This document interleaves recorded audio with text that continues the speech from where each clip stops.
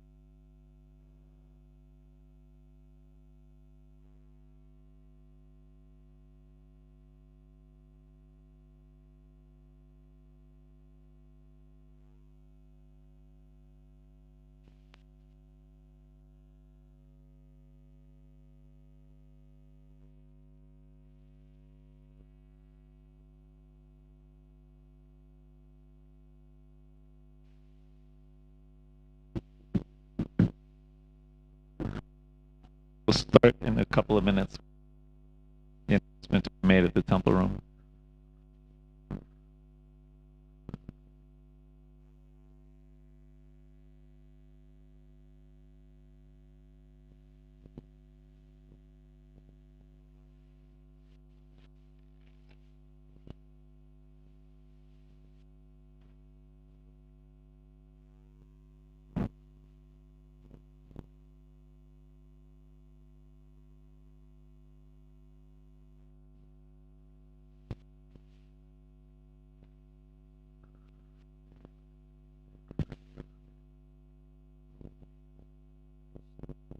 Krishna.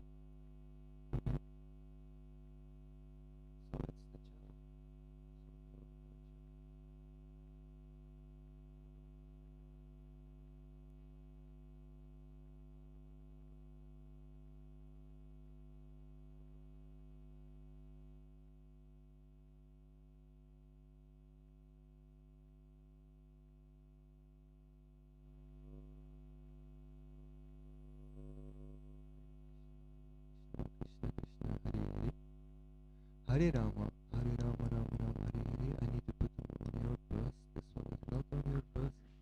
Now it is. No, on this one. Yeah. Okay, should we begin? The streaming is not ready. Give me 30 seconds.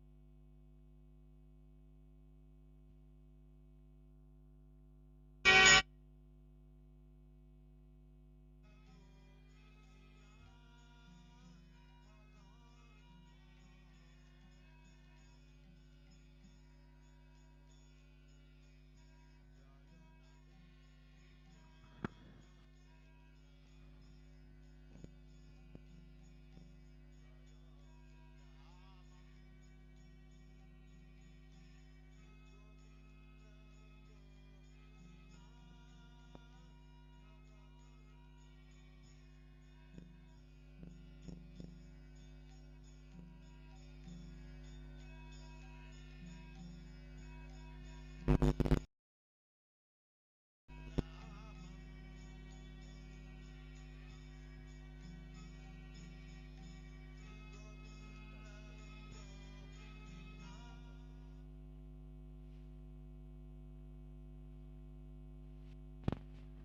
Prabhus, we're just waiting a couple more minutes and then we'll start.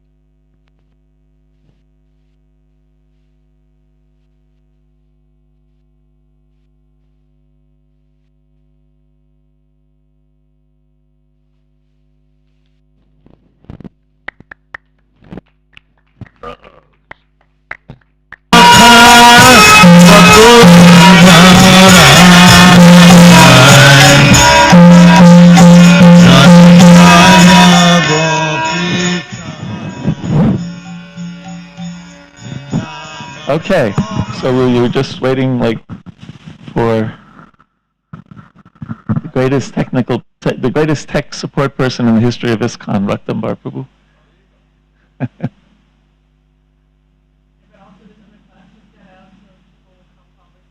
Oh, okay. They just got out. Be that way. I'm highly offended.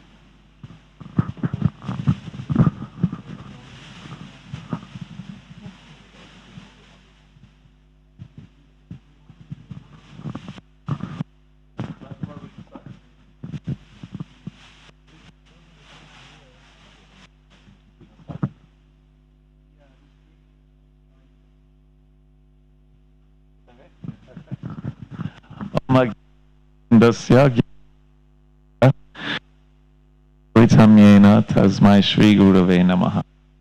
I have a really beautiful PowerPoint, but we don't have it's too bright in here to project anything. So you just have to imagine that this very rudimentary flip chart is a really beautiful PowerPoint. Okay, with all kinds of nice pictures and everything. So we are talking about, I changed it from 7 to 9. I added 2 more keys this morning. Yeah, you know, so these are my ideas. They're not the keys, you know, capital T, but ways that that Iskcon can be successful going forward. So key number 1, drum roll, please. Okay, someone to talk to, and I use this idea that bless you. So we know that friendship is actually a noun, right? That's a thing, but I'm going to call it a verb here, because it's something that we actually have to work on. We have, you know, I was, example. Can you hear me, by the way? Yeah, yeah, it's coming in and out. I don't know. Oh, we need this for the recording. Otherwise, I can.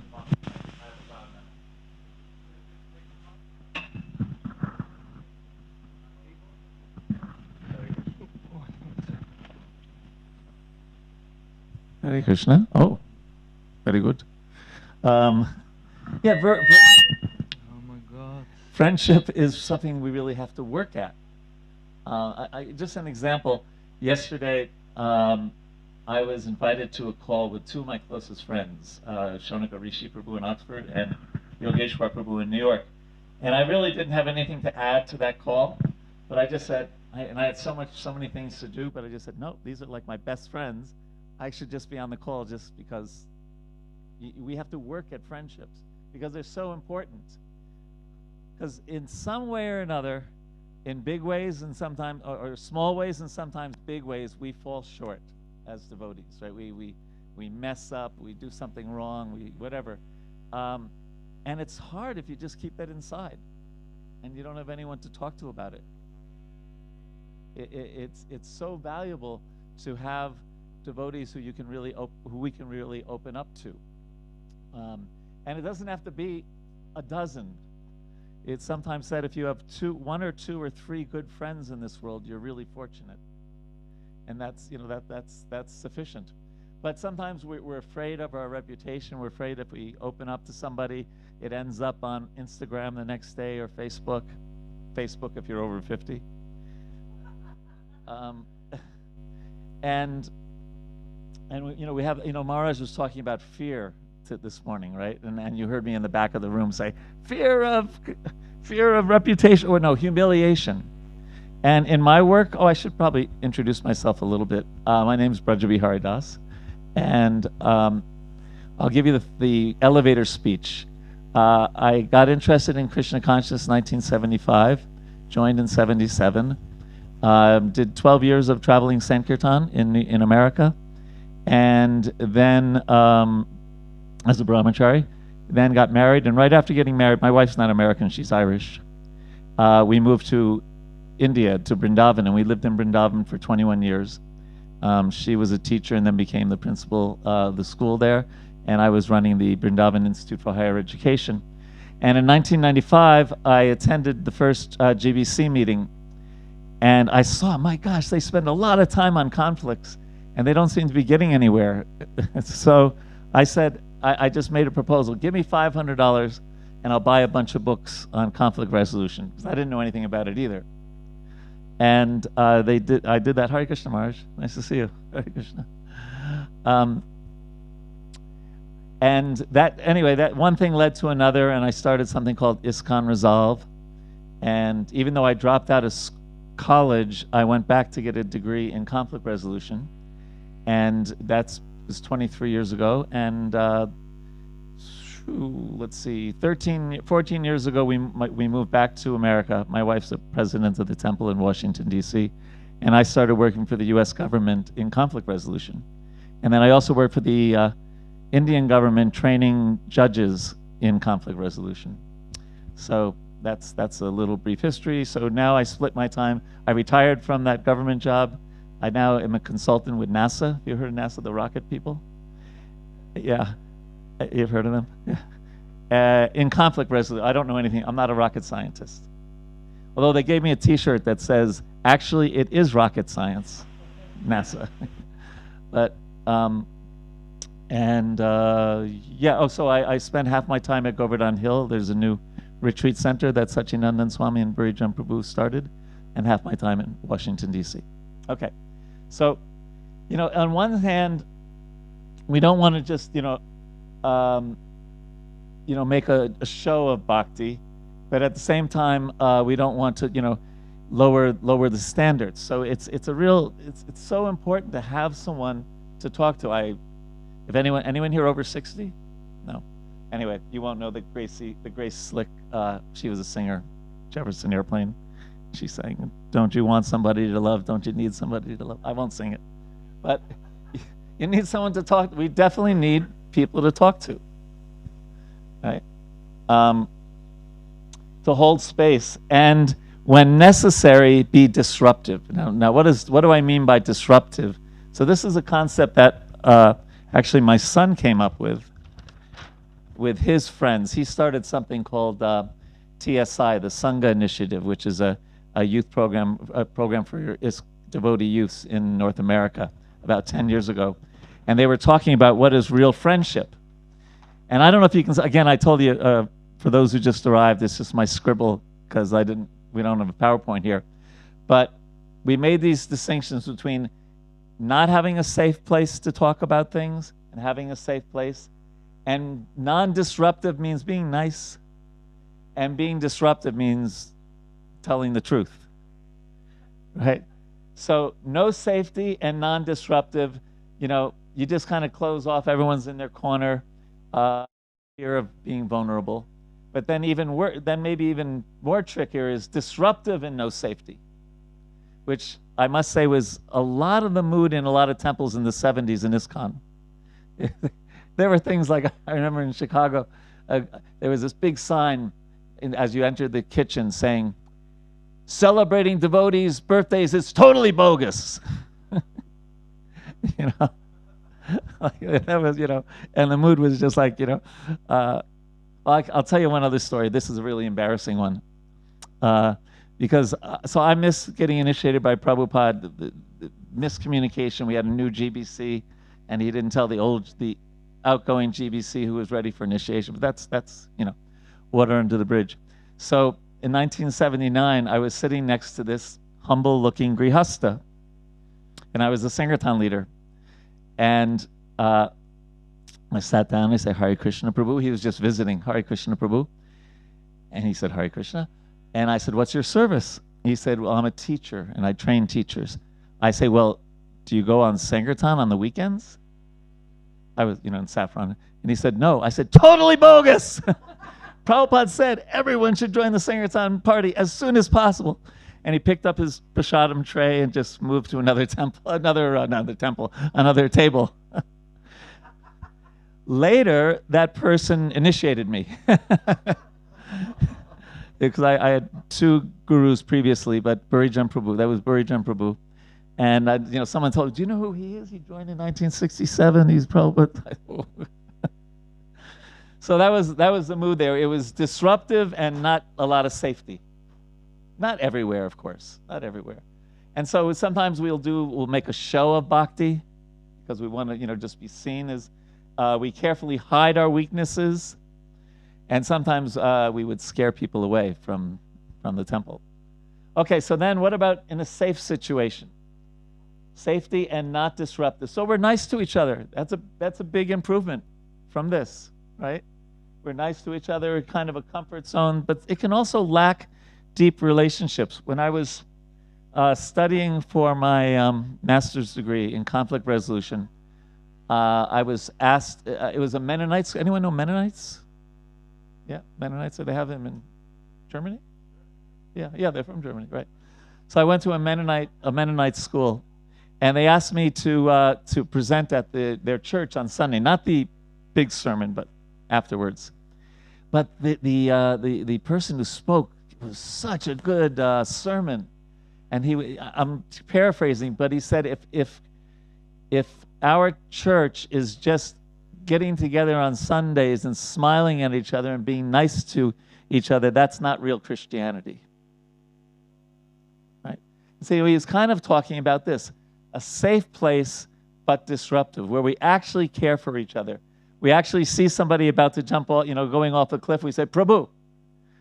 And we may, even be a little heavy with them, but because the relationship, there's so much safety, the relationship is one of trust, then people just feel, then there's really room for more positive change and growth in that situation. So this is good. This is better. One of my heroes in Krishna consciousness, Gunagraya Maharaj, he had this saying, better not best, can't take rest till your good gets better and your better gets best. So, this is better. This is much best. All right? And so I was thinking as I look around here that we have Jiva here, and Jiva runs the all over the world now the Bhakti recovery group for devotees who are in recovery, dealing with some kind of addiction of one kind or another. And my guess is if we had more of a mood in our communities here, she would have total gray hairs now, because because so many more, because devotees would feel more comfortable, saying, yes, I do have this addiction, I'm dealing with it, I need help. But often, because we have a no safety situation, we're afraid to do it. Jiva, is that a fair statement? You wanna give a 30-second pitch about this? Haribol, hi. Thank you, Braj. This is wonderful. I think it's perfectly said. Yes. I have a lot of people who come to me, and in the Bhakti Recovery Group, we don't just do addictions, but we also deal with associated behaviors, which can be anything from horribly obsessive people-pleasing and codependent behaviors. If you don't know all of those things, you can ask me afterwards. And the space that people have to come to and the trust that we need within our community is sacred. And often people come to me with the most, just serious fear that when my temple president finds out, or when my god brothers or sisters find out that I'm struggling with obsessive behaviors, addictions, all kinds of things that they they don't feel safe, so they go within, and then they either leave the movement or whatever it is that they do. But it's so important, that safe space. Thanks, Braj. Very good. So, so I just really, so I guess the action statement here is, if you have friends, deepen those friendship relationships. If you don't have people you trust, find people you trust, and have that kind of. I was thinking of, I mean, these maybe are special cases, but what's one? Oh, well, Gunagrahi Maharaj. So he was leaving his body in Vrindavan, and Burijan Prabhu just called Ritavaja Swami and says, "Can you hop on the next flight and get over here? We got to help Gunagrahi Maharaj leave this world in an auspicious way." And he dropped everything. And what to speak of now? Is it 25 years ago? Bhakti Tirtha Maharaj passed away. Anyway, so I was there in Gita Nagari, and Radhanath Swami did. You can imagine how busy Radhanath Swami is, and how many people are asking him to go here and there. He dropped everything for 6 weeks, and he would have stayed there for 6 months if Bhakti Tirtha Maharaj would have lived that long. But he was just there for his friend. And now we're not necessarily, you're going to have a friend that drops, all their jobs and everything. But it's so important to have people that we can reveal our heart to and be completely honest, and not have the fear that it's, like I said, going to end up on the front page of Iskcon News or something like that. So any comments, questions, thoughts on this first key?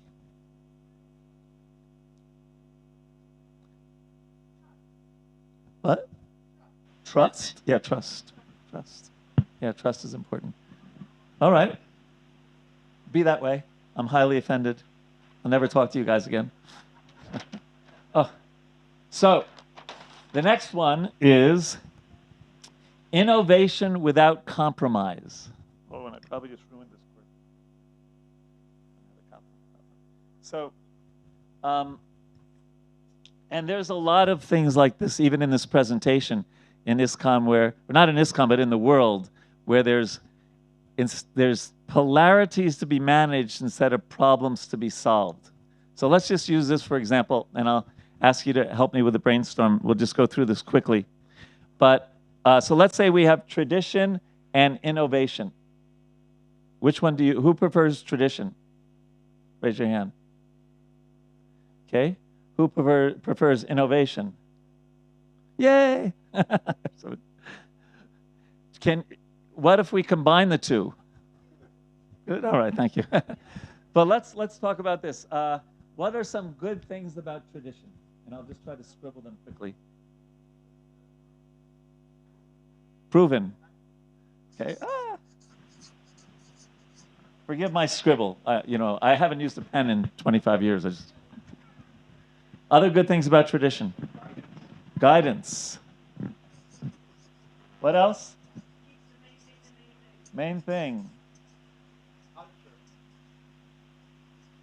We say in New York, culture. Consistency. What was that? Lifesaver? Time saver. Oh, lifesavers. You probably don't have lifesavers in. Time saver. Saver. Knowing results. And now, if we were really going to do this full exercise, it's called polarity management, I'd probably take another 10 or 15, 20. But I'm doing it at least to get the idea, okay? Now, all of those, I want to hear, especially from those who raised their hand about tradition, what are some potential downsides, problems with tradition? Hare Krishna Maharaj. Hare Krishna. Dogma.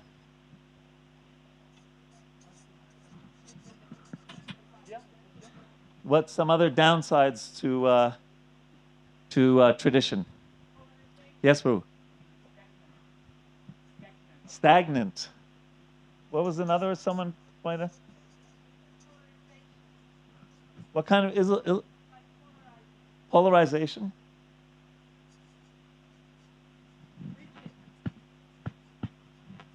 Rigid.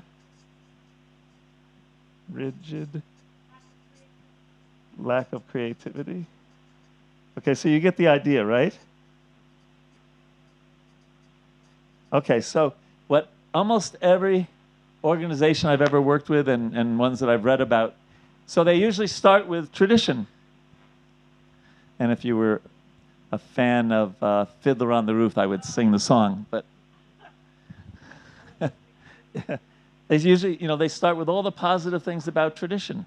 But lo and behold, they start experiencing some of the downsides. And they say, I have a brilliant idea. Let's be more innovative and relevant. So what are some of the positive points about being innovative and relevant? Flexible. Flexible. What else? Digestible. Understanding.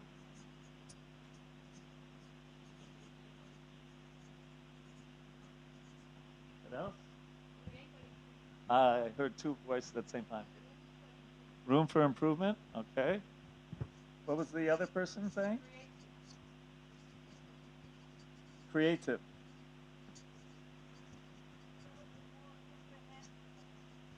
Okay.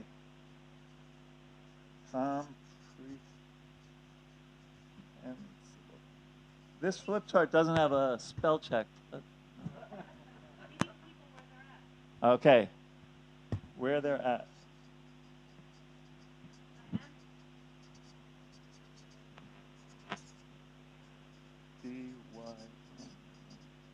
And like I said, we could probably go on. But now, what about some of the downsides to relevance and innovation? What? Deviation.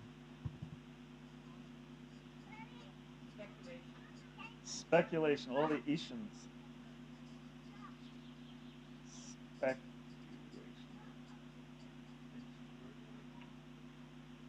Insecurity.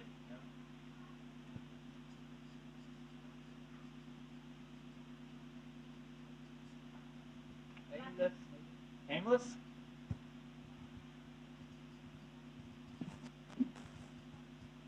One more?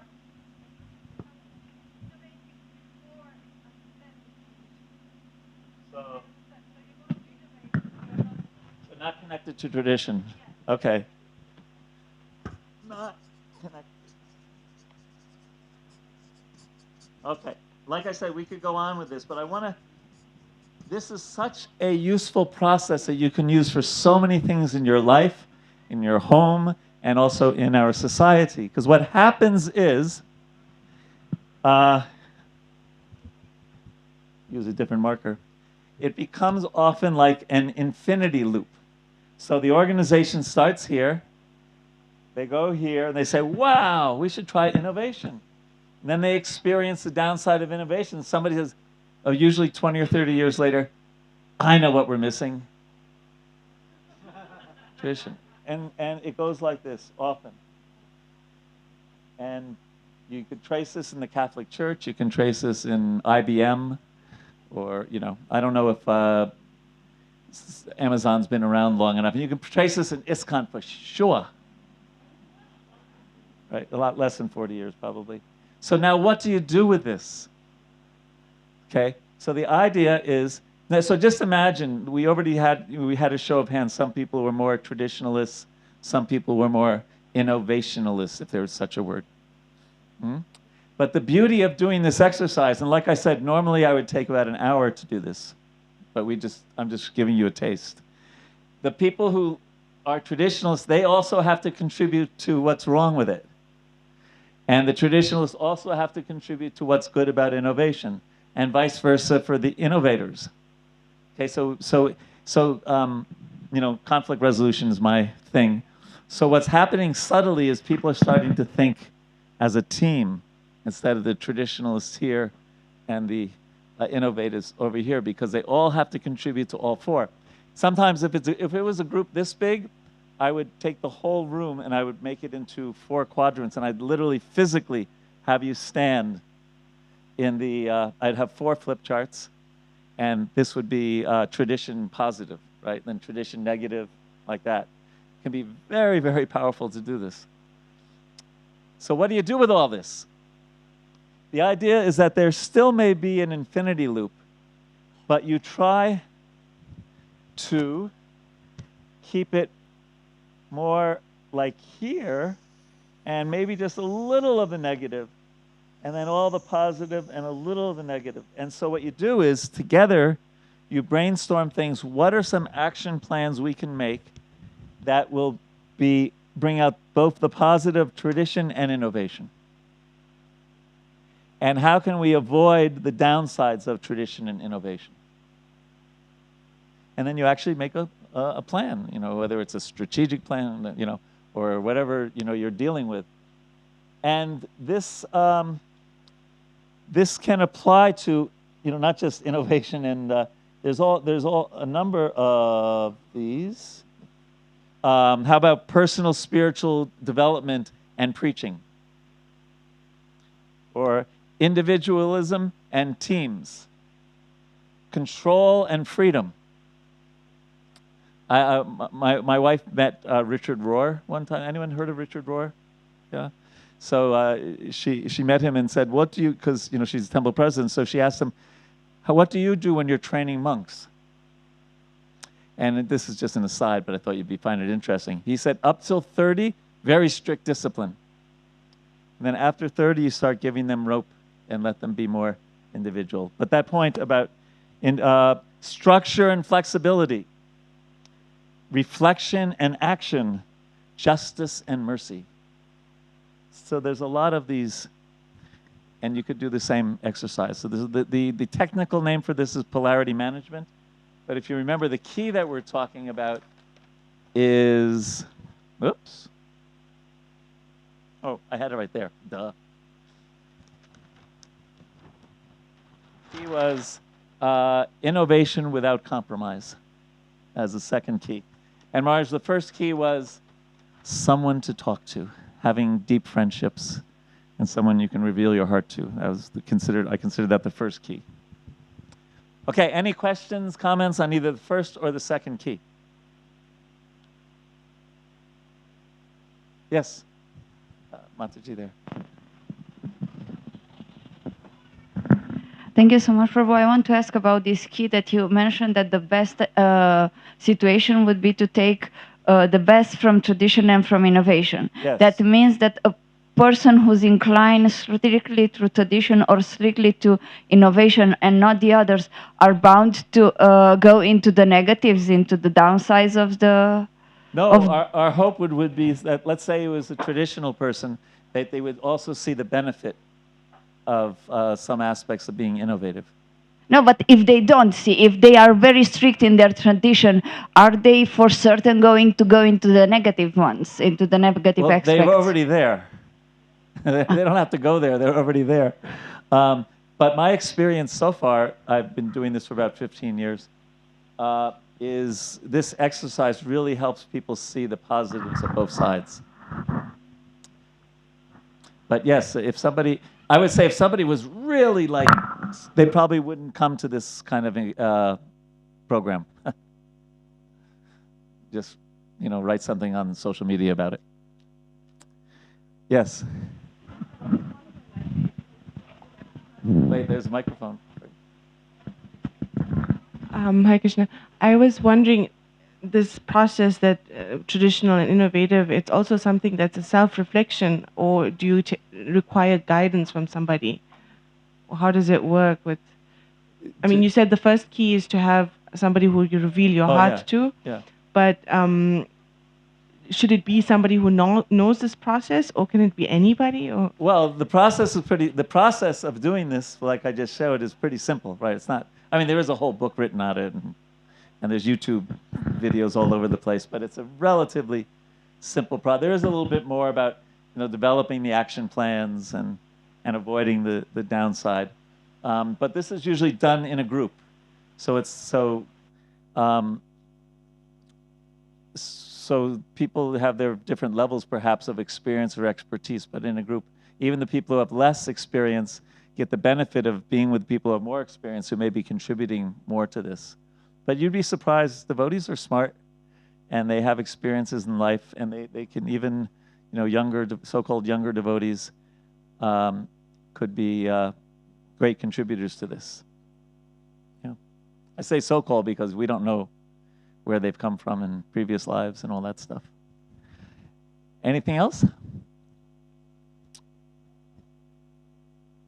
Key number 3, ready? What is, I can't remember what. There's a little bit more about key number 2, sorry. Just like, oh yes, about innovation, the difference between principles and details. Right, it's right in the beginning of the 6th chapter of the Nectar of Devotion, and Prabhupada writes that Rupa Goswami is just talking about principles here. He says, for example, a principle is to accept the orders of the spiritual master. One spiritual master differing from another spiritual master, that's a detail. Okay? And when Burijan Prabhu once asked Srila Prabhupada, what's the difference between, how do you know the difference between a principle, which should never change, right, and a detail, which actually should change according to time, place, and circumstance to be innovative and relevant? And Prabhupada said, that takes some intelligence. That was his answer. It was in Hong Kong. But did we stop making adjustments on November 14th, 1977, when Srila Prabhupada returned to the spiritual world? Right? Could you imagine if devotees from Germany, from circa 1978, came to this festival today? They might not recognize it. Would you agree, Marge?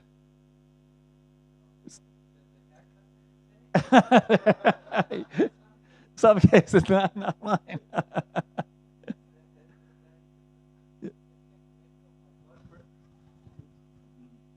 Many of my god brothers whom I meet at festivals say, yeah, Iskcon was very different at the time when we joined. So we just, time makes some changes, but the thing we have to be careful about is not changing principles. Have variety within boundaries, and there are always going to be differences, and therefore, ready for the next, now key number 3, because there's always going to be differences, respectful dialogue, not defeatism debate. In chapter 10, verse 32 of the Bhagavad Gita, Krishna says, I am Vada. I'm not paraphrasing, I'm actually it's from Vishwanath Chakravarti Thakur's comment on that verse.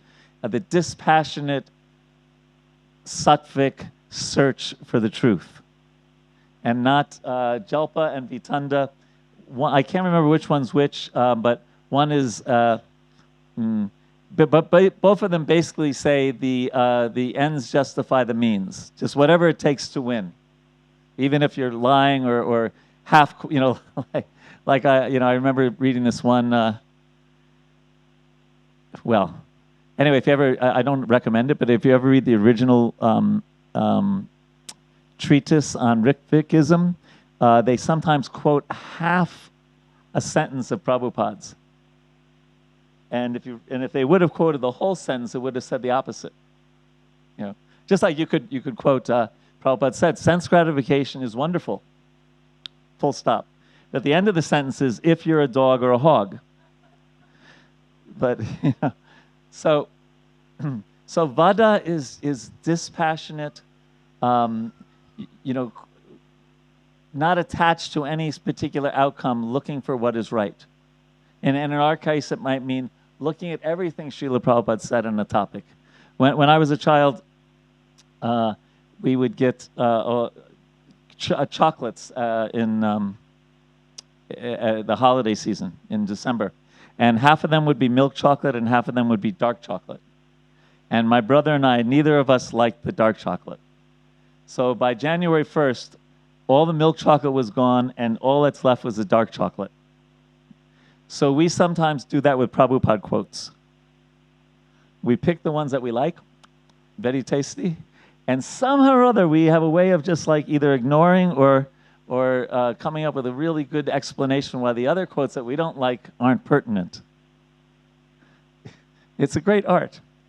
And my experience is that when we can create, again, in conflict resolution or just dealing with Iskcon issues, when we have that vada mood, when we have that mood of dispassionately looking for the truth, the mood of cooperation comes, and I see, not literally as Maharaj was talking in class today, but Krishna appears.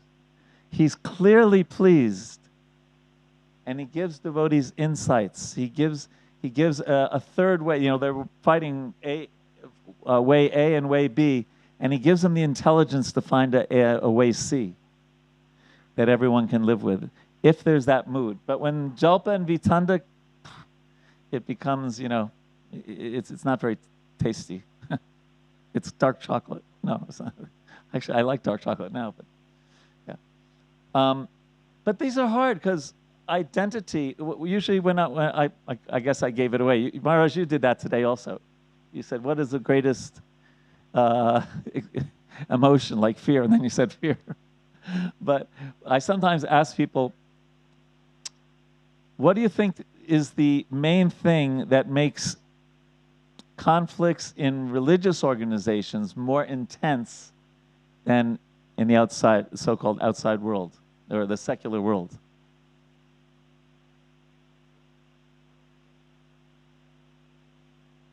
Exactly, the fear, perfectly said.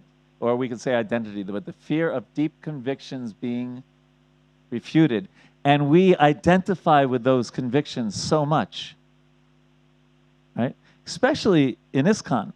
When you think about it, at least for many of us, when we decided to take up Krishna consciousness, we changed our hairdo, we changed our dress, we changed our friends, we changed our eating habits, we changed our sleeping habits. We mating and defending goes along as, why not add that to the list, right? We changed so many things, and we have a certain take on understanding of Krishna consciousness, either because of purva samskars, previous impressions, or our early training in Krishna consciousness. Maybe Maharaj, maybe someone else. I was trained early in Krishna consciousness by Prithu Prabhu. He was my bhakta leader.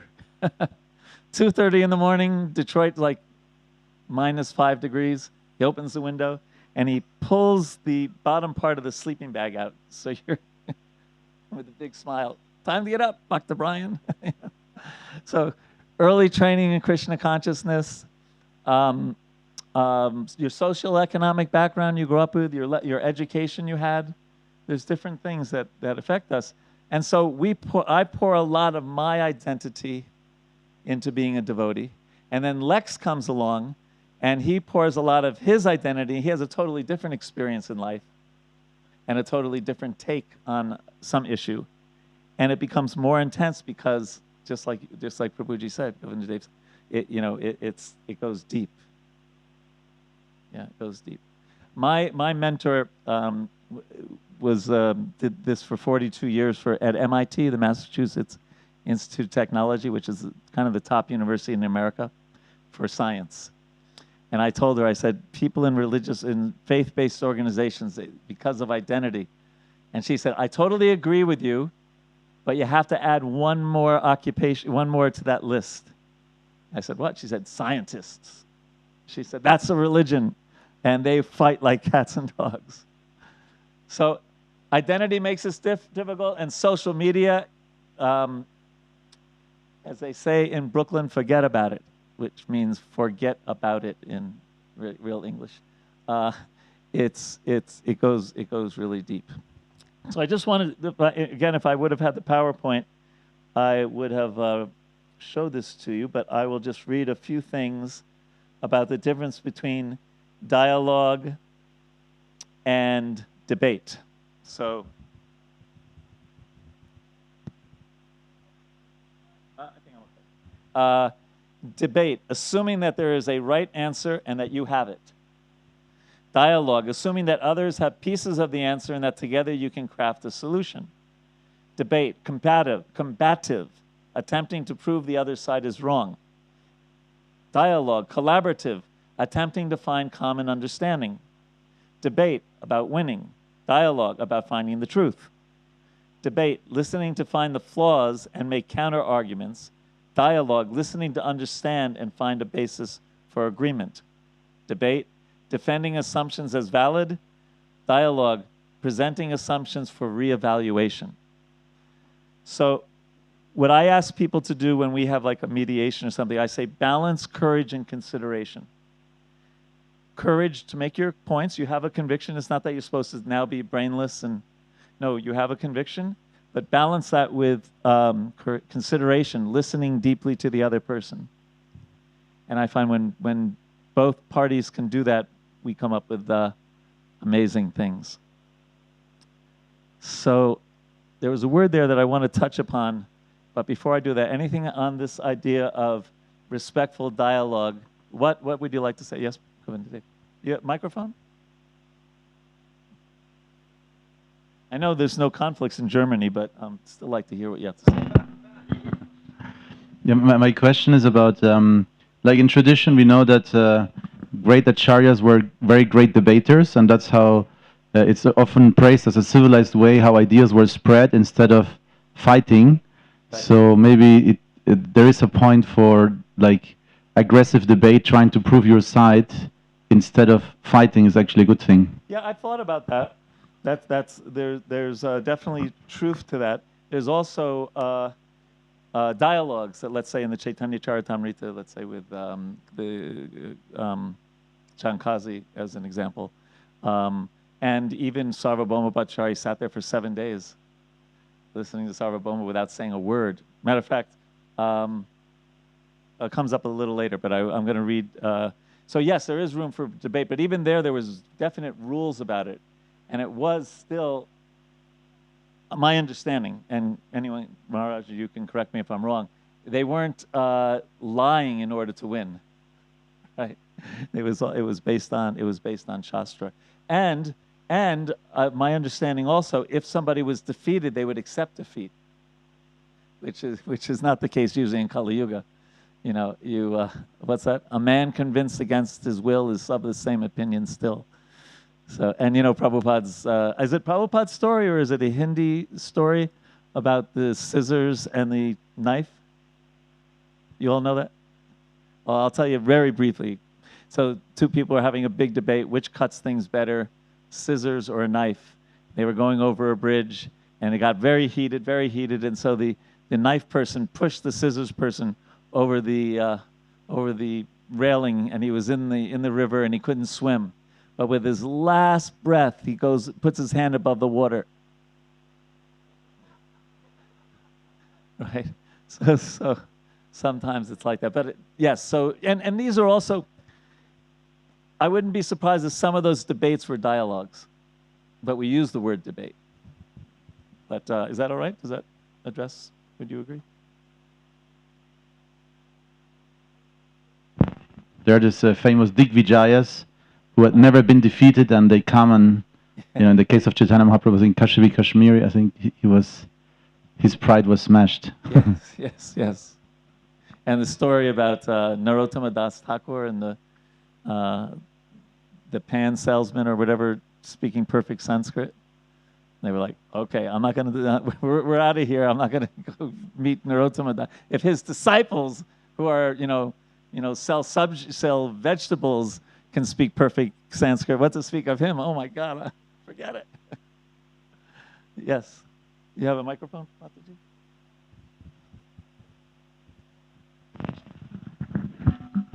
Actually, Govinda Dev Prabhu just said a word that I wanted to ask about, and it's the use of this concept of smashing to win an argument. Yeah.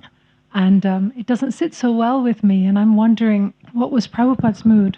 Was that his mood to smash the impersonalists or smash the scientists? I just see a lot of devotees today in this mood of, we have to smash this person and those people and that group and this group. And do you like to speak different to shlokas for different folks? Haribol. My understanding, one thing and again, I'm open to correction, but I listen to a lot of Prabhupada's morning walks, conversations, things like that. When he is meeting someone who is more kind of established in the world, he's not so much as smashing as much as when he's with his 19-year-old disciples. and really trying to convince him of Krishna consciousness. Even the interfaith conversations generally were extremely respectful, except for the one that is famous, and we quote as the smashing one, was with Cardinal Danelu. And I heard later from my good friend Yogeshwar Prabhu that Prabhupada noticed he had alcohol on his breath. And he was also late. He was disrespectful to Prabhupada and came late. And Prabhupada was a little bit more, if you watch that video. But I remember also in Australia, he was showing this one priest an article on Rath Yatra.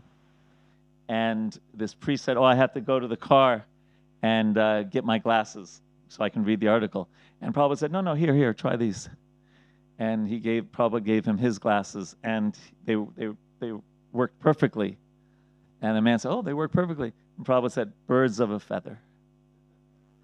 So this is in My Glorious Master, the book. So yes, he certainly did smash, or even scientists, for example. His main thing about scientists is that they went beyond the data and then drew conclusions about atheism, or not that. Sometimes he would not just blindly smash scientists, as I've been talking to my friend Brahma Tirthapu in charge of the BI. So he had different moods at different times. Maharaj, would you like to add to this?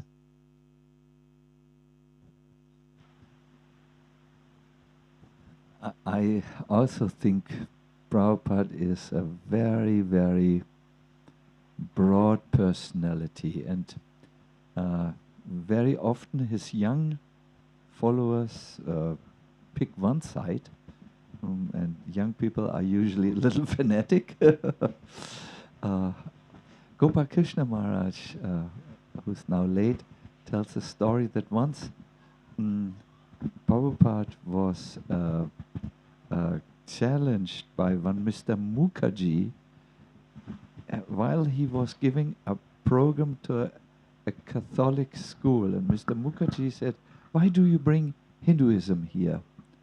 And Mr. Mukherjee went on and on and on to really make Prabhupada look like a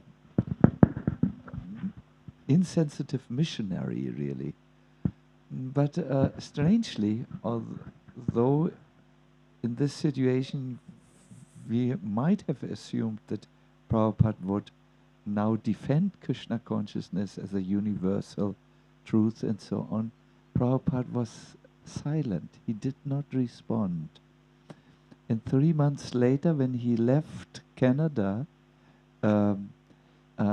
he said, "Please bring Mr. Mukherjee. I want to say goodbye to him." And Gopal Krishna Prabhu at that time said, "But he really made you look purposefully very bad.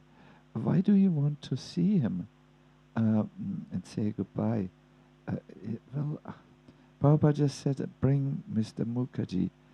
And why did you not defend him yourself, or Krishna consciousness? And Prabhupada said, "No, Mr. Mukherjee, I must have done something bad to him in the past. Mr. Mukherjee got even with me." So I also know how Prabhupada dealt with my father. My father had challenged him in a public program. So normally, when you want to establish something and someone challenges what you want to establish, you want to establish your own thing.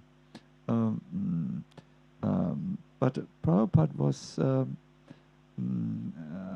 was a very, I mean, the challenge was very big. It was for intellectuals. I mean, oof. But Prabhupada just avoided, patiently explained, Krishna consciousness is not an Eastern or Western thing, and you can become Krishna conscious by keeping your dressing style, you in pants and pants and thing.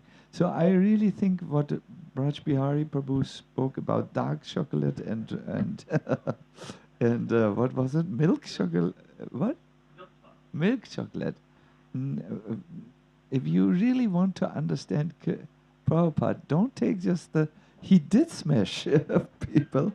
Ooh, he smashed us also. Oh, when Prabhupada got into his mood of correcting, ooh, you needed an atom bomb shelter to survive. But there are so many other completely different pictures. And you know, the more complex a personality, the more evolved, I wanted to say, the more you have to work to understand all the sides, because he's not just a man from the harbor or something. He's many things. Hare Krishna. Yes, and Prabhupada would adjust things according. Again, remember we said principles and details, so he would adjust according to time, place, and circumstance. Matter of fact, Maharaj is saying, so you could see that as inconsistent. There's a great quote by Henry David Thoreau that consistency is a hobgoblin of small minds. Consistency is the hobgoblin, the character of small minds. And then he goes on to say, to be great is to be misunderstood. And he said, was Jesus misunderstood? Was Socrates misunderstood? Anyway, it's a great quote. I could find it later if we have time. But there's so many interesting examples. When Prabhupada was in his chastising mood, the devotees on the morning walk usually wanted to be close to him. But when he was in that mood, they tried to be in the back, and one by one, he would call them. I was told. I wasn't there, but I was told. And anyway, we could tell so many. One time, Mayavadi was at a program in Japan and by mistake, the devotees also invited a Mayavadi. Anyway, to make a very long story short, the Mayavadi at first was speaking, okay, you were not this body, this and that. And the devotees didn't know Hindi, so they didn't know what was going on. This is 1969. And then he started preaching Mayavad philosophy. And Prabhupada opened his eyes and looked at his disciples and said, stop him! And Varishan Prabhu's first thing, he had kartal, you think maybe I should strangle, but then Prabhupada said, kirtan. So right in the middle of this person's speech, Hare Krishna, they only knew one tune. And then, Hare Krishna, Hare. Yeah. But other times, actually the same, like 2 days earlier, just as an example, they were on the Bullet, which is the very fast train in Japan. And the seats face each other. So Banu, who's now Banu Swami, he stood up and said, Prabhupada, please, you can rest your lotus feet on the opposite side. So Banu was standing up. And then the conductor came by, and because the train goes so fast, he said, sir, you have to sit down. So Banu Swami said, Prabhupada, could you move your lotus feet? And Prabhupada said, yes, so the lotus-like devotee can sit down. So hard as a thunderbolt, soft as a rose. Is that all right?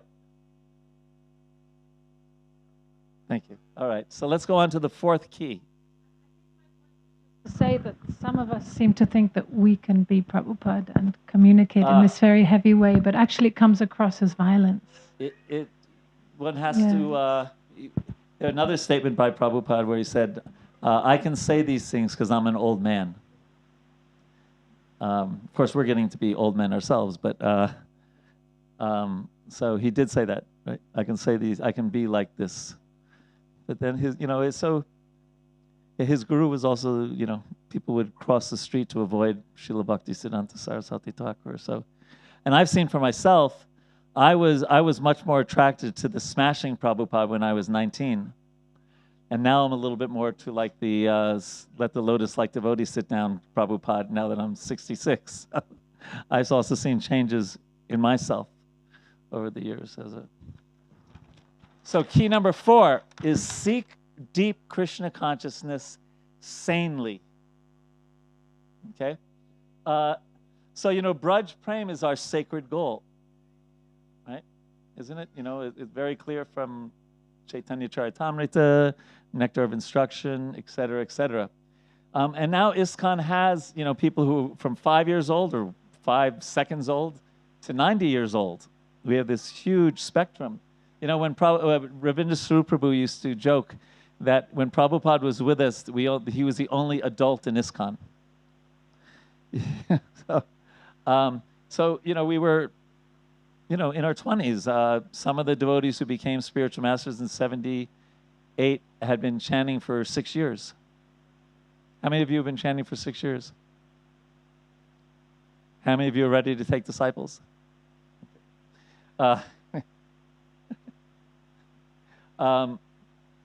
And older devotees need an ongoing and even ever increasing taste for Krishna consciousness to deepen. It's such a necessity. And here's a little unpaid advertisement. It's the main reason that we created that Maharaj and Braja Prabhu created the Govardhan Retreat Center, a place where devotees, especially devotees, senior devotees, can deepen their bhakti and keep an ongoing taste, of course, alongside preaching and everything. But it's imperative. It's actually imperative. So, and younger devotees need their association, and they have somewhat different needs, right? So, and Iskcon hopefully will always have newcomers. So there's always going to be a need for You're Not Your Body lectures, right? And your spirit, soul, part and parcel of Krishna. So some balance is needed, but since I was saying the importance of the future of Krishna consciousness, so seeking deep Krishna without becoming, and so even as you're seeking deeper Krishna consciousness, not telling the brand new person about, the intimate pastimes of Radha and Krishna or something like that. So that's why I say sanely, but it is a need. It is a need, especially because not everyone here some people may hear may be younger devotees, but believe me, you become older devotees. And we need that ongoing param dristva.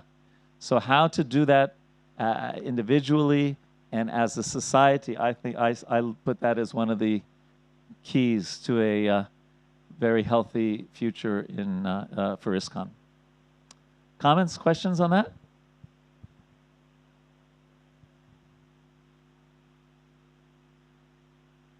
Yes. About the first point about Braja Prema, because sometimes Iskcon is accused that we are stuck in Vaidhi Bhakti, and we'll never actually achieve Raganuga Bhakti, something like that. So maybe you could say a few words. Well, have you ever been to Tulsi Puja? Yes. Okay. So, one sannyasi wrote this beautiful Vyas Puja offering to Srila Prabhupada many years ago, and he called it Krishna Prem for the Simple and Sane. And if you look at the morning program, there's sprinkled is Braja Prema, like Nikunja Yungno Ratikeli Siddhi. Then, there's different prayers to Tulsi, and you couldn't pick a more intimate one, I guess, I would assume, than the one we chant, right? And then before every Bhagavatam class, you could just chant Hare Krishna, but Jai Radha Madhava, right? And then the Bhagavatam, we study the Bhagavatam, Prabhupada giving us, of all the books he could have given us, the Chaitanya Charitamrita, Look at the third, or is it the third chapter of the Adi Leela? Or is it the fourth? Anyway, and what, so we can approach other literature, but Prabhupada gave us a way to make advancement towards Braja Prema in a sane way. Is that right? Okay. So for us, when you live in Vrindavan, I had crazy fortune to be able to do that, and still some service in Govardhan. Tulsi Puja is like it's the way to get your visa. That makes sense, right? Because you're praying for a residence in Vrindavan.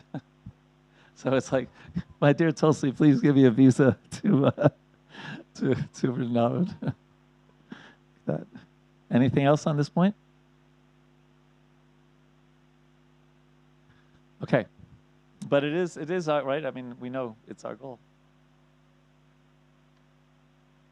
And I remember hearing from Nalini Kanta Prabhu, that he was there in Los Angeles when there was the Gopi Bhava thing going on, and devotees only reading certain passages from Prabhupada's books.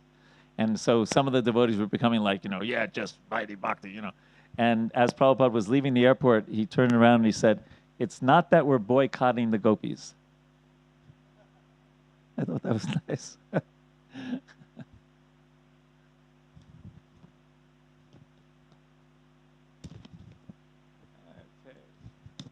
Ready for the next key. Insulation, not isolation. Okay? So we know asat sanga tyag e vaishnavachar, right? That the one time when Lord Chaitanya was asked, how can you recognize a Vaishnava? He immediately said, they don't associate with non-devotees, right? Asat sanga, but now if you, again, talking about old, Iskcon in the 70s and Iskcon today, my experience is that we're much more in touch with the world than we were in Prabhupada's time. I mean, first of all, the internet. When I lived in Vrindavan until 1995, you couldn't really go on a website. The internet was too slow. The only thing you could use it for email. And it was just wonderful. I had no idea what's going on in the world. But even in this, Rameshwar Prabhu tells me this story of, he was in an airplane once. So if you know anything about American history, there was something called Watergate, where people dressed like plumbers and went into this office and found all this information. And the president of the United States had to resign because of it. And it was the only news for like 6 months. And so he was sitting on an airplane, and the person just, just talking to him. He was dressed in dhoti and kurta. And the man said, "So what do you think about the whole thing with the plumbers?" And Rameshwar Prabhu said, "Plumbers?" The guy was just shocked that he had never heard about Watergate. Whereas now, has anyone heard about what's happening in India and Pakistan? Anyone? Okay. Yeah, there's a little skirmish going on, by the way. We're just so much more connected, right? Within 5 seconds, I can find out anything and a lot of bad things that are going on in the world, right? It's such a different world that we live in. And Prabhupada would often, as Maharaj was hinting at, we were so young and still so attracted to the material energy that he preached a lot about distancing ourselves from sense gratification, distancing ourselves from the world. The word karmi, right? That we didn't just make that up. Prabhupada would sometimes call them karmis. It really caught on, probably in a bigger way than he had hoped in Iskcon. But yet he wanted us to influence the world. And here's one of so from my point of view, in terms of my service, this is probably one of my favorite letters that Prabhupada wrote to Balavanta Prabhu in 1972. And he was talking about college preaching, so talking to university students. And Prabhupada says, so please listen to this really carefully. "Now I want that we shall recruit more and more our men amongst the intelligent class of men. They, because they are little educated and they have got some wealth or fame or ability, so they will be sometimes little puffed up. But that's all right. They deserve it." I love that point, by the way. Yeah, they deserve it. They have good karma. "Now we shall have to learn the art, how to approach such higher class of men and attract them to apply themselves to this Krishna consciousness process. That requires much tact." What does tact mean? Okay, that's all we need. Thank you. "And we shall have to expect to meet all challenges by sharp minds." Now listen to this. "But if we remain always absorbed in remembering Lord Chaitanya, how he converted so many intelligent men, even sitting for 7 days and nights to hear them speak without himself speaking anything. And if we remember how Krishna was so much patient to explain everything to Arjuna, even Arjuna was speaking like a fool. In this way, being always tolerant of others and appreciating their point of view. Now this, for me, American students in 1972 had 4 points of view: drugs, sex, rock and roll, and Mayavad philosophy. And here he says, appreciate their point of view. Then it'll be easy matter for us to convince them gradually to join us. So he wanted us to even listen to the intelligent people of the world, what to speak of, you know. So to insulate ourselves by strong practices of sadhana bhakti, but not isolate us from the world, because, you know, that the famous verse that Prabhupada chose for the introduction to every volume of the Bhagavatam, you know, to create a revolution in the misguided lives of, what is it? Anyway, the impious lives of a misguided civilization, something along those lines. We're really here to make a real impact on the world, and you can't do that with isolation. But if you just associate with the world non-discriminately, then we often become weak in our bhakti. So insulation, not isolation. Some thoughts on insulation, not isolation. Yes? Short announcement that there's in the afternoon at 3 p.m. There's going to be a presentation so we understand the conflict between India and Pakistan, actually, by the devotee Mohan Prabhu. We'll give a short, so we understand what's happening. All right, okay. Here in the tent, 3 p.m. Yes, Prabhu, in the back. The microphone. In the Bhaktivedanta College, we have learned about bridging and bonding. So bonding internally, that can be more insulated. There's a health reason, communities bonding and going really deep, while also bridging out. Beautiful. Can you refer that to that key 5 from the sociology perspective? That makes total sense. And the bonding we talked about earlier, right? The bonding was key number 1, someone to talk to, right? And the fact that we all have shortcomings sometimes in our life, and to have someone that we can actually open up to and talk honestly with. A friend in need is a friend indeed, right? But my experience, and Jiva was saying the same thing in her work, is that a lot of devotees struggle with this. That's why I made it the first key. They really they really struggle to find someone they can really open up completely to and be completely honest and talk openly about. There's a lot of fear for a lot of us. And so and that's why I said friendship is a verb, although it's not really a verb. We can't just say, well, yeah, I just don't have so many friends. Right? We should say, as my mom would say, it's a Yiddish word, tukas means your backside. Get off your tukas and go do something. So make friendships, work on it. See someone who looks swajatiya, right, like-minded, and find that like-minded person or people and really work on it. Go out of your way to develop a friendship with them. And we know how to do that also, the 6 loving exchanges. You bring them a pizza and, you know, friends for life. The devotees from Poland didn't ask, you know, didn't pay me to make that announcement, by the way. Anything else on, and thank you, Prabhu. That was beautiful. And that was from the Bhaktivedanta College. I feel good. I'm a trustee there. We learned something, we taught something there. Yahoo. Anything else on any of the other keys that we've done so far? All right, so you're all eagerly awaiting key number 7. So I'm just testing you. Organized Iskcon without losing heart. So probably, you know, the famous, matter of fact, I think I have the exchange here. Prabhupada calls Giriraj Swami sleeping on the roof of the Gurukul building, that's no longer there now, in Vrindavan. And Prabhupada sends his servant, go get Giriraj. Right? And Prabhupada says, do you think this movement can go on without me? Prabhupada asked.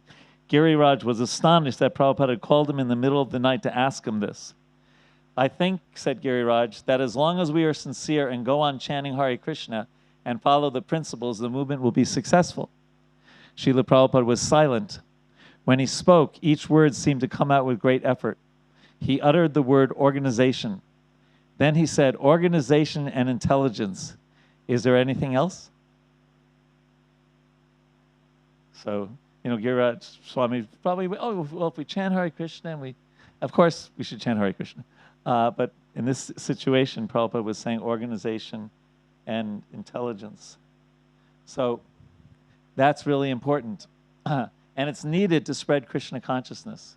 If somebody says, well, what do I get from Iskcon anymore? Well, have you been to a festival like this? Have you been to Rath Yatra? Have you, been to a Sunday program where you cook for thousands of, it takes a lot of organization and intelligence. I'm thinking of we were talking about Gauranga Prabhu. He has 9 assistants. 9 assistants. And he doesn't use a smartphone. He only uses a flip phone. And he organizes like so many projects, all with a flip phone. But we do need to find this balance, right? Because when naturally, this is not Iskcon. It's natural when you start, as my friend Shonika Rishi says, when you go from a jellyfish to a crustacean.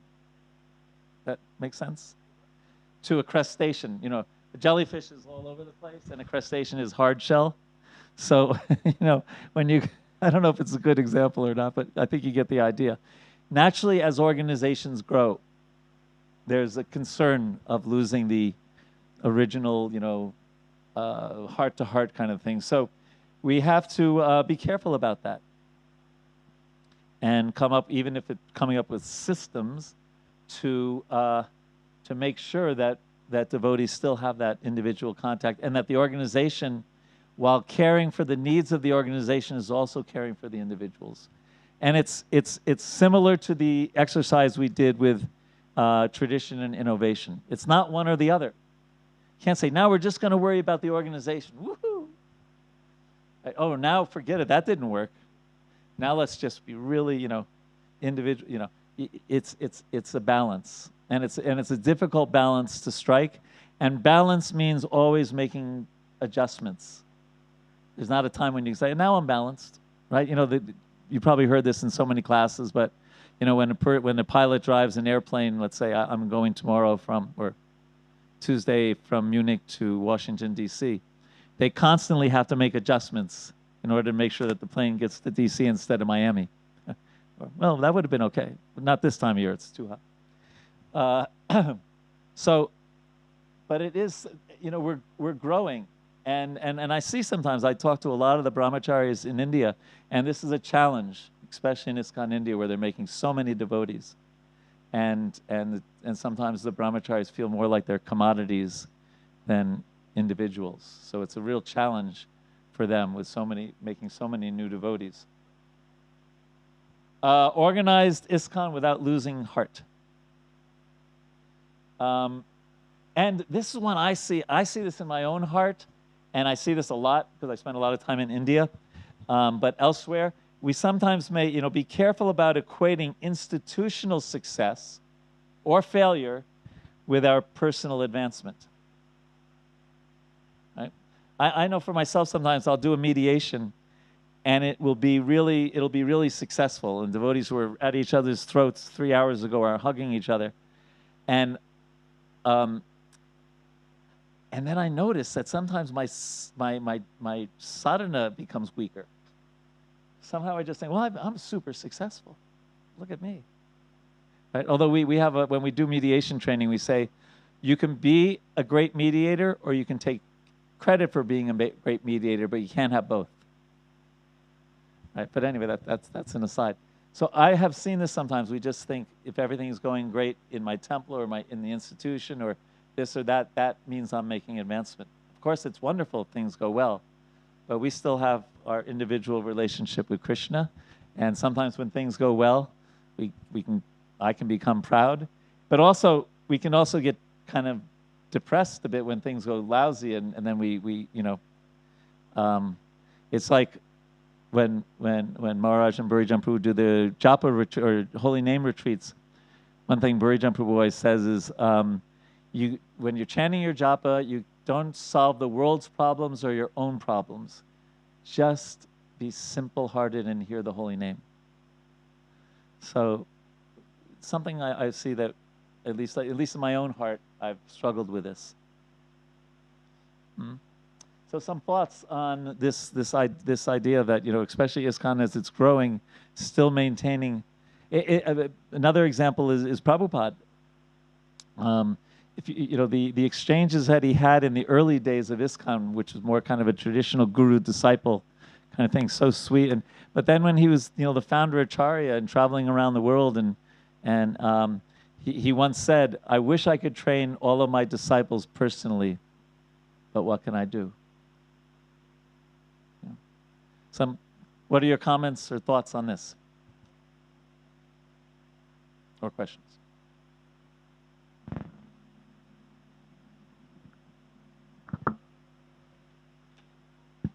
Going once? Yes, Maharaj.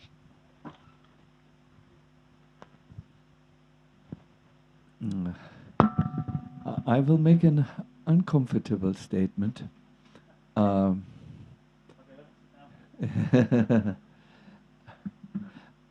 I asked my father, late father, how could you be part of all these things which the Nazi regime did under Hitler? And he answered, yes, we were part of a story, and we believed in that story. For instance, that we are very good, we are the best, and when we make war, it's not really war, it's expansion for living space for the good. And because we were trained from childhood in this, here comes a difficult word, narrative, we didn't see anything outside of it.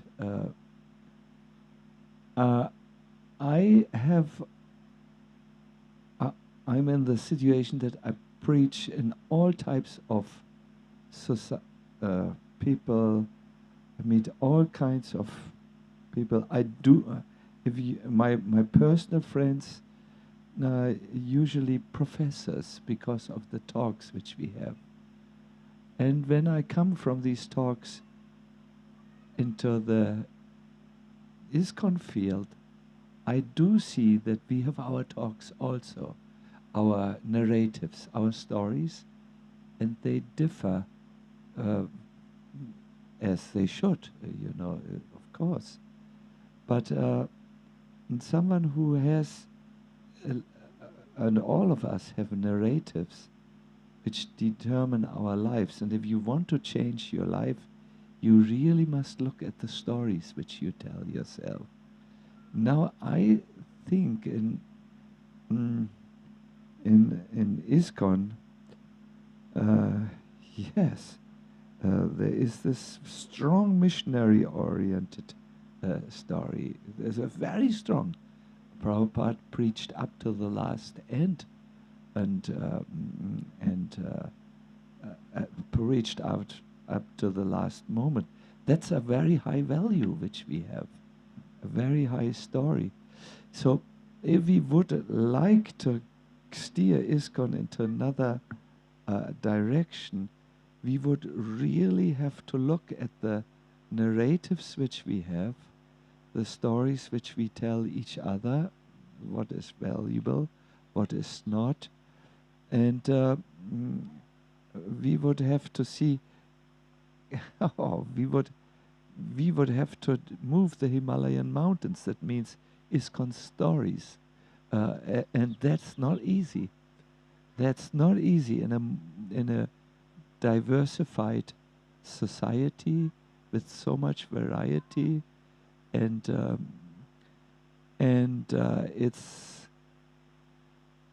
it's a surgery which many don't want to do any longer because too much blood is shed left and right.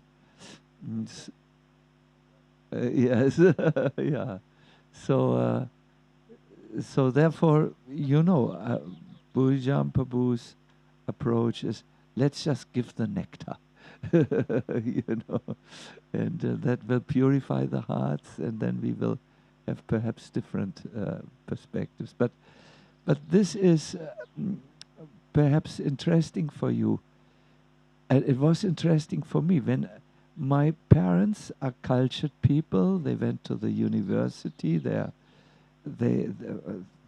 read like anything or read like anything up till the grave. I think my father said, let me just finish this book, then I go into the grave.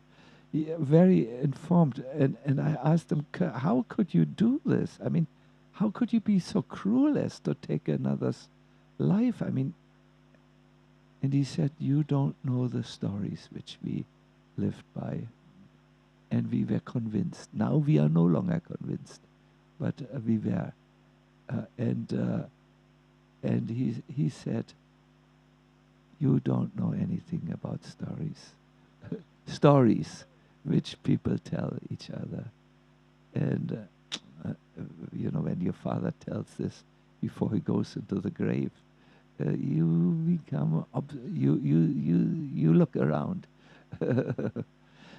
But let us be very, I like very much, I think the solution, one of the solutions is in your key 2, because you can sit people down and say, yes, there are advantages in what you think, the stories, but could we please also look from another perspective? Can you not see there are so many casualties? I mean, 90% of our membership leaves after some time. I heard this figure. Can we see why this could be? And so on. I think that that discussion and so on is very good. I just, since you asked for thoughts, yes. I remember one narrative that totally shocked. This was 1987, so I'd already been connected with Iskcon for 11 years. And again, it was in Vrindavan with Braja Prabhu, and he said, Iskcon could not be successful.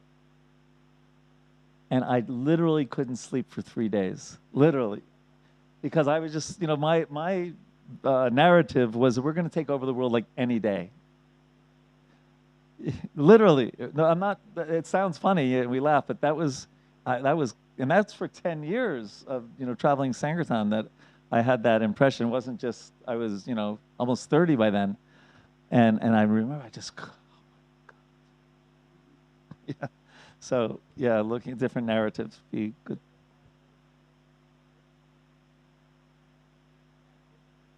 And Jiva said you were right.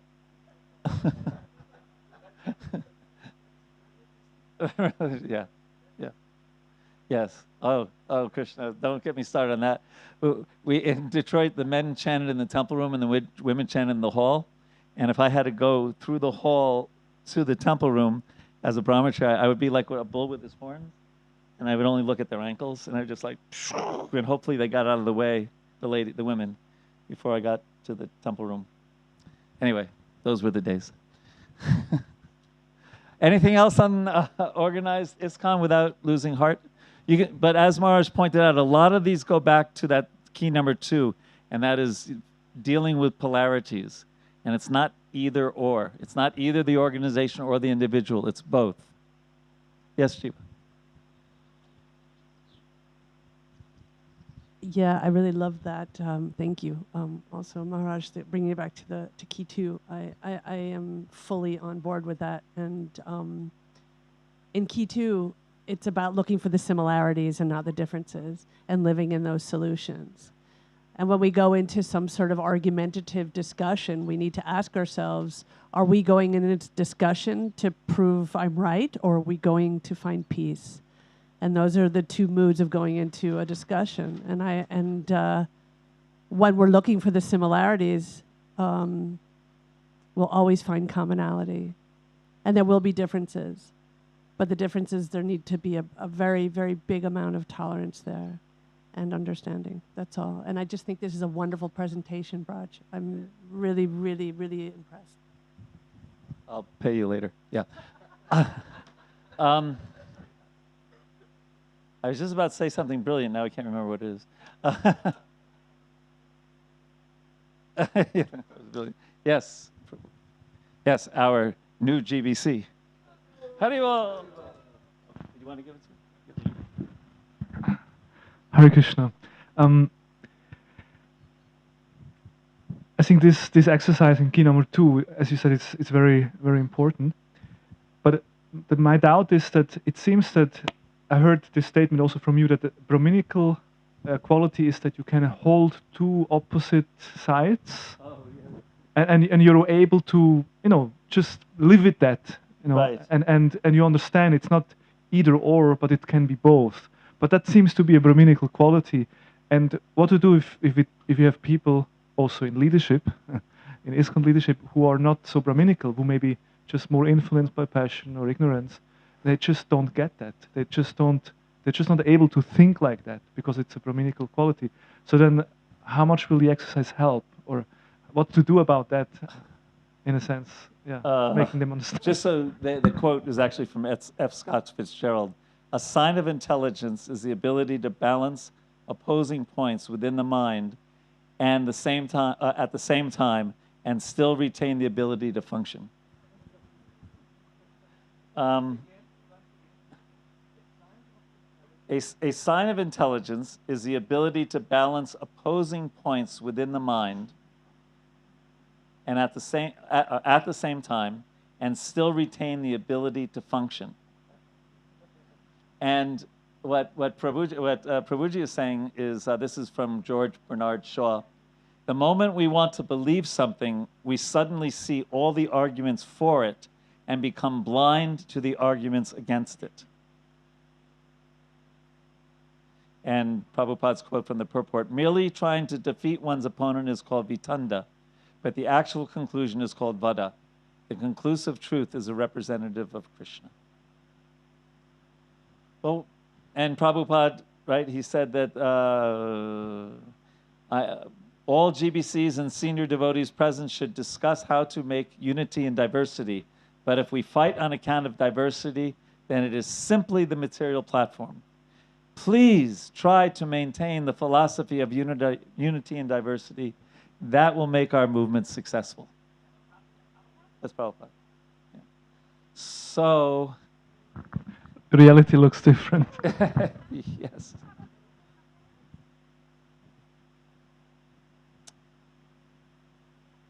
Sattva sanjayate jnanam, right? Bhagavad Gita, that from the mode of goodness, knowledge comes. And I was going to comment on Jiva's point, because the mode of goodness, right, another part is you see the whole, you see the big picture. You see the similarities, right? And in the mode of passion, you make distinctions, right? More.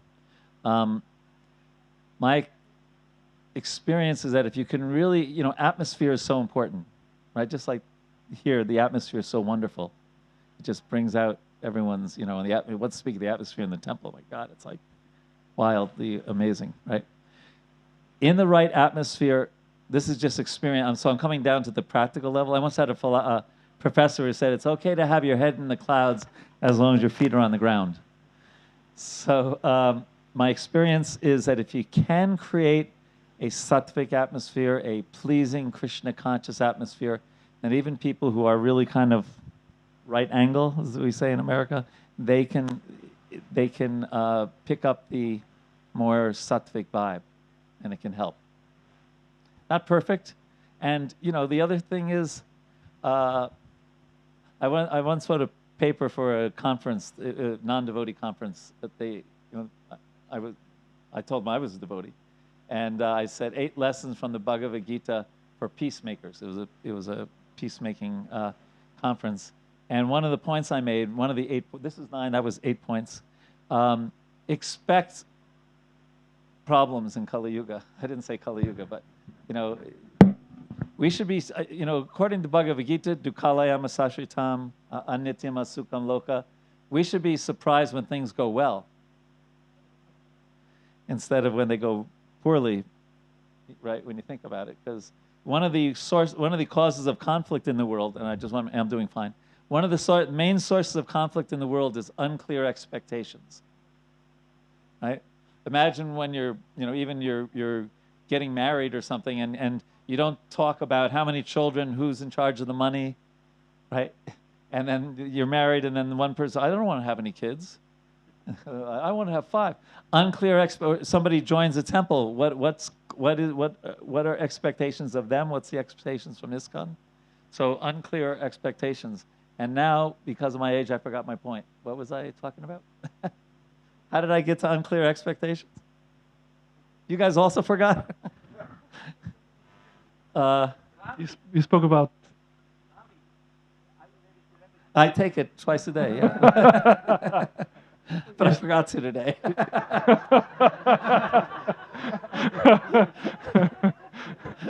You spoke about creating a sattvic atmosphere. Creating a sattvic atmosphere, and, expectations. I can't make the connection, but anyway, it's a good point though for you to know. That's a good point. Do you want to know the number 1 cause of conflict in the world? Forgetfulness. Okay. The number 2 cause, 1.5 cause of conflict. It's when we make assumptions. You were at the presentation. When we make assumptions that end up being incorrect. It's the number 1 cause of conflict. In the Shastra, it's the number 1 cause of conflict. In your family, it's the number 1 cause of conflict. In the Brahmacharya ashram, at a GBC meeting. Think of an example. What's an example of an assumption that went really bad in the Shastra? Daksha, okay, yeah. Chitraketu and Parvati. That was a good one, right? I mean, not a good one. But in the sense that it created, I think, 2 chapters of the Bhagavatam was because of that.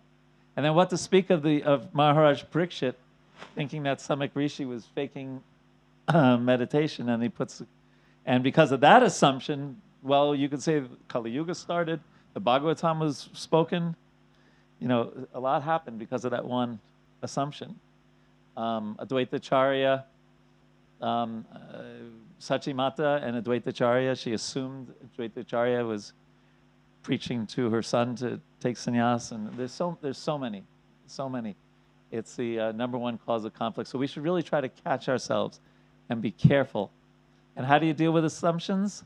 2 ways. You either think of another possible interpretation, or you become curious instead of judgmental. Right? Imagine if Parvati would have said, Chitraketu, were you making fun of my husband? Oh, no, please. Right? Could have clarified the whole thing, right?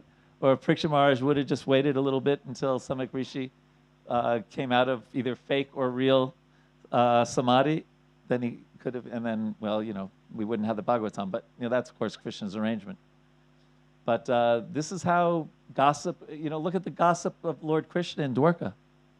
Right? Who made the assumption that Krishna killed, Satyajit assumed that Krishna killed Prasena, and Prabhupada writes that it became a rumor that spread all over Dwarka. So even Krishna. So that was an aside about conflict resolution. Okay, now, what number are we up to? I think it's 7. Yeah. Okay. Wise, careful use of technology. So I'm reading a book that I would, it's a non-devotee book, but it's really helpful for me. It's called Digital Minimalism. And these are a couple of quotes from it. Social media manipulates our mood. And so we would also say our modes. Right? It actually, and it's, the author, Cal Newport, goes into the whole detail. The longer you're on Facebook, Instagram, etc., the more money they make. YouTube. So the algorithms are not your friend. They're there to grab your mind and keep you on. The primacy of anger and outrage online is unavoidable. Is there any anger or outrage online about Iskcon? Yeah. So it's complicated because there's some good that you can use things like, things like social media, right? Like I was thinking about this, Jiva, generally speaking, alcoholism or drug abuse, it's bad. It's just like, but this is trickier. This can be as addictive, but there's some good, and it's so easy to rationalize. Does anyone know how to spell rationalize?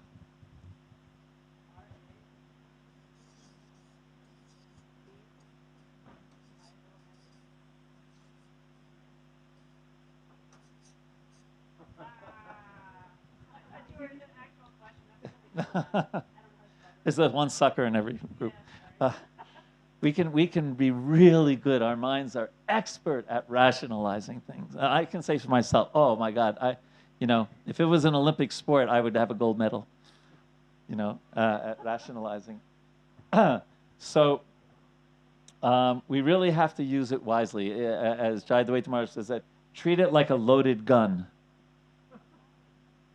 Right? Because it's as bad or not worse than a loaded gun, more dangerous for us. Now there's the big exception, huge exception, and that is outreach. I mean, actually, if you don't use computers and social media and things for outreach, now you're nowhere, right? I mean, it's so important, but it's so easy to use it for other things as well, right? You go on whatever, on a website, a news thing, and you're learning something, a little bit about what's going on in the world, and then you scroll down and it says, the 25 best cities in the world to retire, and you think, oh, that's interesting, and next thing you know, it's been an hour and a half, right? And it's kind of an addiction, just click, click, click, like that. So individually, I just think this is huge, huge.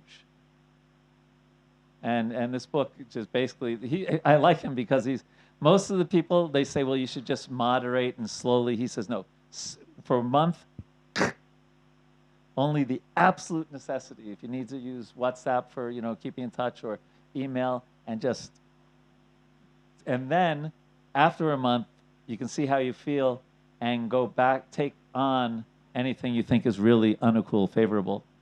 And and he's got all these things. People say that they finally read books they've never read for years. They've gone through, 15 books in those 30 days, or they got more rest, or they feel so much more healthy, or their posture is better, so many things. So I just, and what to speak of what's happening with AI,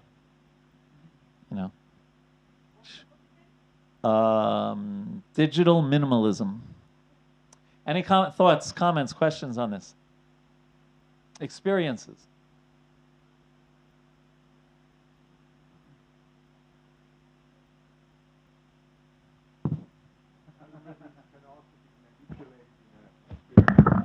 Algorithms can also be manipulated in a spiritual way, yes. If you just keep on clicking on Prabhupada lectures, it's going to keep on giving you Prabhupada, right? Until they slip into Mayavadi or something like that.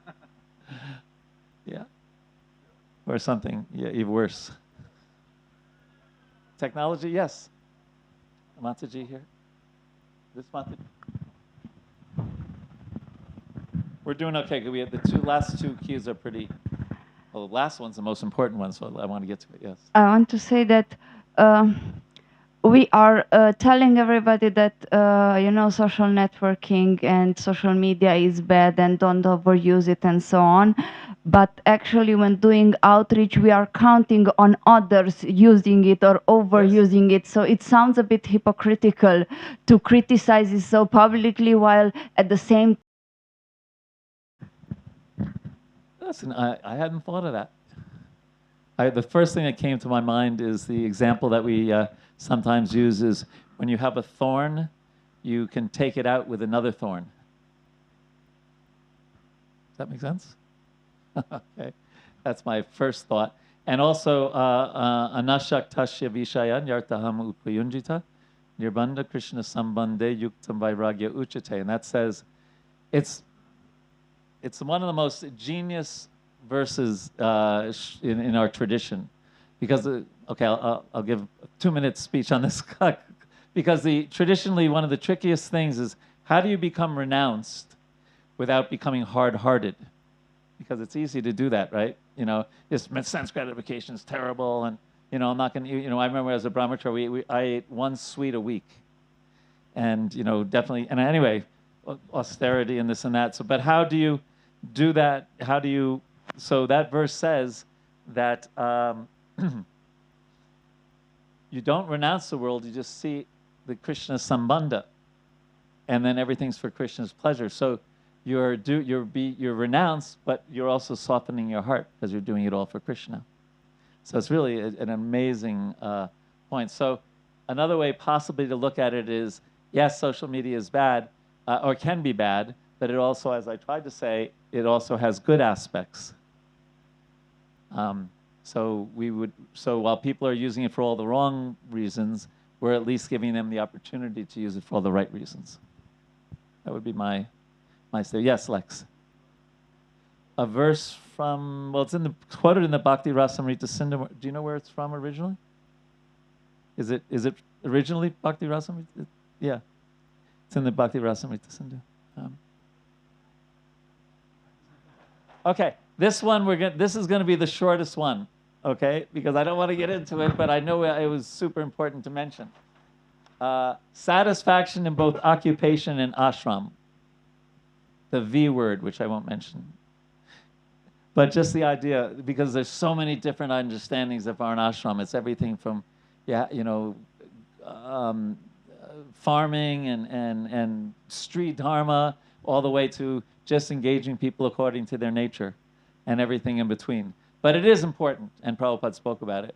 So I thought it's really important. And ashram, Mataji has written a book already, and Jai Dvaita Maharaj is writing a book on the Vanaprastha ashram. He just interviewed my wife and I for that.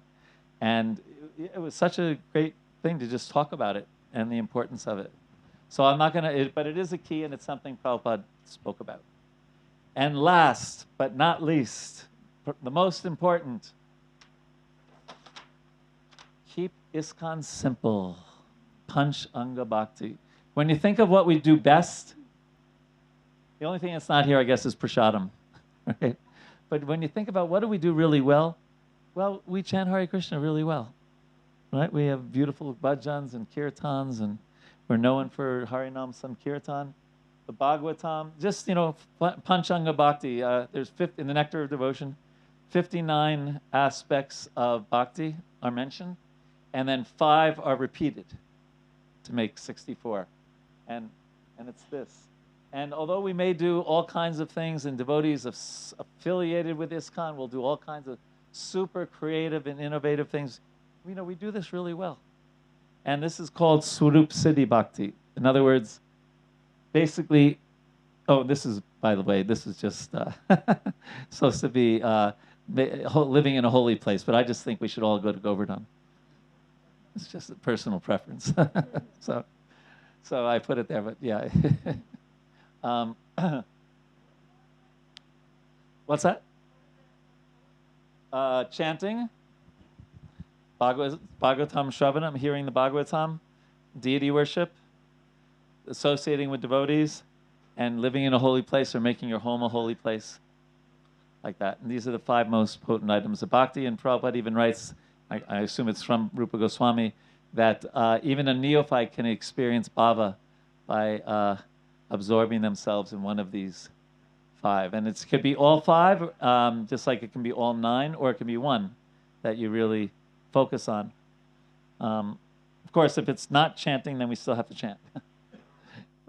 But this is the essence, and this should never change. Right? This is the heart of our society. And in one sense, we do all kinds of really creative things, and we can do so many creative things within this. Like I just wrote a devotee today. I said this, for me, the special nature of this festival, of course, been to so many Iskcon festivals, is that almost the exclusive focus is the deity. It's really special. I've never been to a Iskcon festival. Of course, let's say we go to Radha Desh, and sure, of course, Radha Gopinath and a lot of, but here, like, the whole focus is on the Shingadev. It's really special. Really, really special. And by the way, these two are supposed to be connected. In other words, sadhu sangha doesn't just mean shooting the breeze and talking about the latest gossip, but it actually means you get together and you hear about Krishna. That was Rupa Goswami's idea. But this is save the best for last. So, a couple of minutes left. If there, what questions, comments? Jiva, microphone.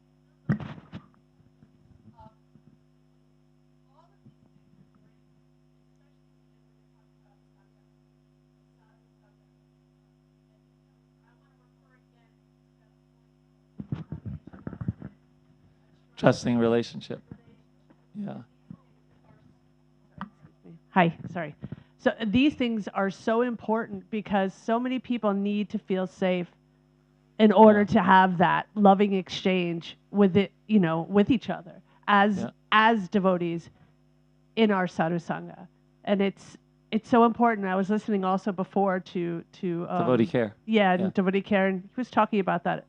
Very, very great. Yeah. This is really, really beautiful. Thank you. So we say chanting is the most important in Kali Yuga, but there is a verse in the Chaitanya Charitamrita where the root of bhakti is sadhu sangha. Right? Other questions, comments? So let's review them again. Let's just go through them. Actually, let's just go through them one last time so that anyone remember the first one? First one was someone to talk to. Okay, having friends in Krishna consciousness. Second one was innovation without compromising Krishna conscious principles. Third one was respectful dialogue. So vada instead of vitanda and jalpa. Fourth one was seeking deep Krishna consciousness in a sane way. The fifth was insulation, not isolation. The sixth was being very organized in Iskcon, but not losing our heart, the heart of, Seventh was using technology individually and institutionally in a favorable way. The eighth was understanding and, what was it? It was satisfactory occupation, or varna, and being in the ashram that is most favorable for us to practice bhakti.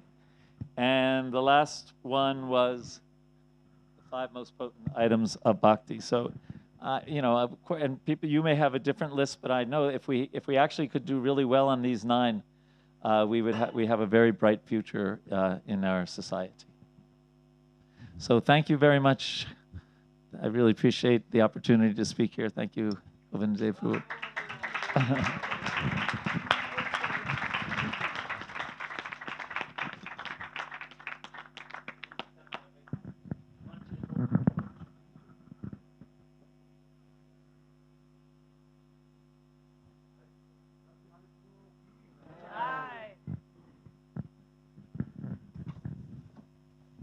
Thank you very much, Braja Bihari Prabhu. I hope you come again for a future edition of the Simhachalam Caturdasi Festival. Hare Krishna. So, if you want, you can take photos, of course, of each of the flip chart. Then you have it. I'll take for sure. So, short overview. Now, very soon we'll start with the prasadam. And as I mentioned before, at 3 p.m., we will have the kirtan starting in the temple room, but also here in the tent, we will have a presentation by Mohan Gopal Prabhu about the conflict between India and Pakistan, understanding it deeply, and maybe what consequences it might have for us, for the world. So I guess it's a very interesting and very relevant topic right now. So it's going to be here in the tent. So at 3 p.m., he said half an hour to 45 minutes. It's not long, but he wanted to make this presentation. Then the kirtan will continue until 7 p.m. when the Narasimha Mahahoma will start. This Homa is actually every Saturday here. And of course, now for the Simhachalam Caturdasi Festival, we have the big Narasimha Homa. And then at 8 p.m., we will have the Vahana, Garuda Vahana, palanquin in the shape of Garuda, which will carry the Lord around the temple. and it's going to be a very beautiful, amazing celebration with lights and torches. So don't miss it. And of course, tomorrow is Narasimha Caturdasi. It's going to be a very long day. We have 7 different darshans already starting at 4:20. We will wake up the Lord, and then the details you can see in the schedule. The schedule is here in the corner of this table if you want to look. Also in the hallway, the entrance area. Also in the festival kitchen area. And also online, of course. Hare Krishna. Shri Shri Prahlad Lakshmi Singh Bhagwan ki jai. Simhachalam Dham ki jai. Gaura Bhaktarinda ki jai.